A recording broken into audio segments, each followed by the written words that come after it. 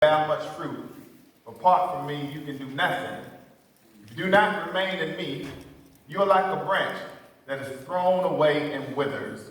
Such branches are picked up and thrown into the fire and burned. If you remain in me, and my words remain in you, ask whatever you wish, and it will be done.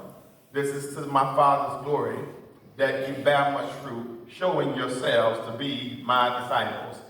You can take your seat. I've been tasked with the responsibility to preach this evening from bearing fruit for Christ. At the age of 17, I had the privilege to go back to my grandmother's house. Many of you who know my story know that I lost my father at the age of 9 to self-inflicted gunshot wound.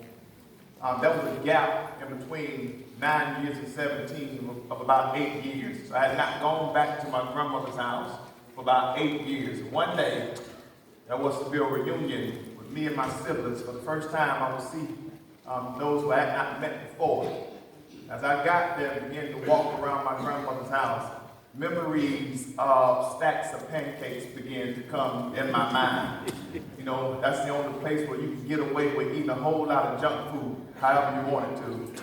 I walked around the house, looked around, remembering the smells of my young years. Pain of my father's death began to come across my memory. Walked into my grandmother's room, place where we used to sleep. Looked at the wall and noticed that there was a picture sitting there, a picture of who I assumed to be me. I looked at the picture and said, "Grandma, come here for a second." Comes into the room. She says, "Yes, baby." I said, "Grandma, where did you get that picture from me?" She looks at the picture and said, "What picture?" I said, "That picture right there. Where did you get that picture from, Mommy? I don't remember taking it."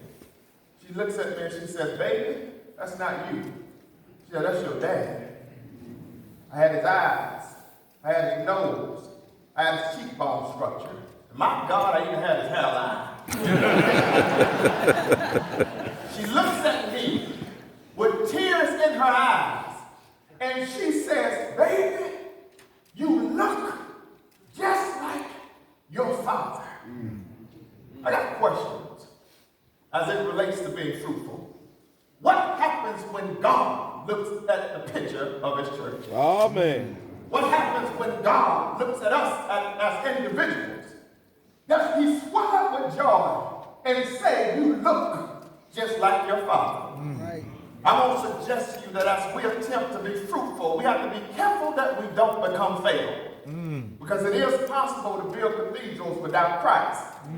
It's possible to wear suits with no Savior. Oh, goodness. It's possible to have old dresses with no devotion.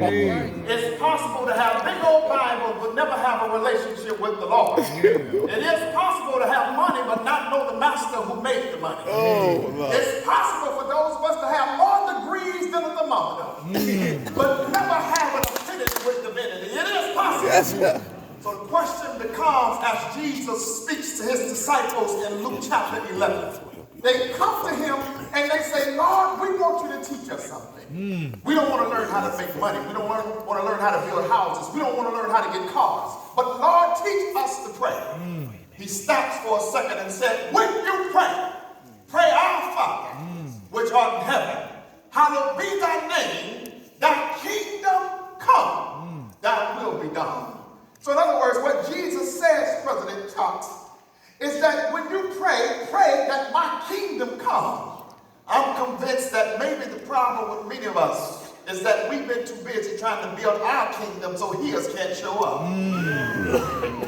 Jesus, in what's called the farewell disclosure, speaks in this particular pericope. And somebody always told me that whenever somebody is given a farewell, you always want to lean in to catch the last words. This evening, I ask you guys for the next few minutes to lean in. Allow God to speak to us concerning this idea of what it means to be fruitful. He says three things that I want to give you, and I'll take my seat, as it relates to being fruitful. Number one, if we're going to be fruitful in a society that seems in moral decay, seems everywhere you look something is going on, seems that every time you turn on the news, there's bad news and there's fake news, and so much so that it seems every time you look around, something is going on. So the question becomes, How do we become fruitful in this current environment? Well, Jesus gives us number one. He says, if you're going to be fruitful, number one, we must have relationship with him. Amen. Now, I know some of you are saying, well, that's not deep, that's not anything new, and I get it. But can I tell you something? There's a study that says, that happened with Lifeway, that for the last few years, there's been an increase in the purchase of books concerning leadership and church growth, but there's been a decline in books concerning devotion and personal soul care. Oh, good. It is possible for those of us in this room that we've been building God's church according to our standards, but yet not knowing what it means to allow God to build his church according to his standards. And so somebody once said, Brother Carlisle, whatever is at the root is in the fruit. And I'm afraid that because we've been buying more books concerning leadership and church growth, that we have produced workers but not worshipers. And so we have people who knows what it means to work for God, but it's possible that they don't know the God that they work for.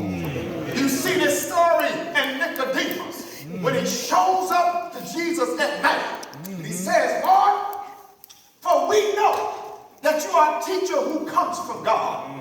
For no man can do the things that you do except God be with him. And Jesus drops the bombshell a few verses later. He said, are you not the teacher of Israel and you don't know these things? Nicodemus, I'm not just a man sent from God who came to teach.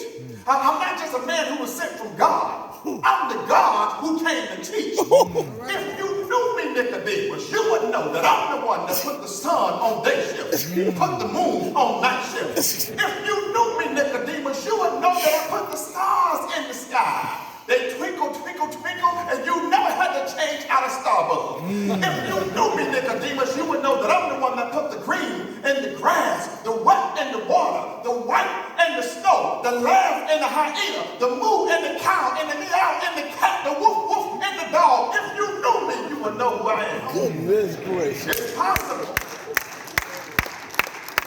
that we don't know him. And if we're going to be fruitful, our relationship with him must be first priority. And so somebody once said that if your outgoing is greater than your income, then your upkeep gonna be your downfall. Peace Gazebo said that many of us are working for him, but we're not being with him. And so yet we stand the chance of experiencing burnout. Because we're trying to work, but it's God who should be working in us. Amen. Somebody give God a hand clap.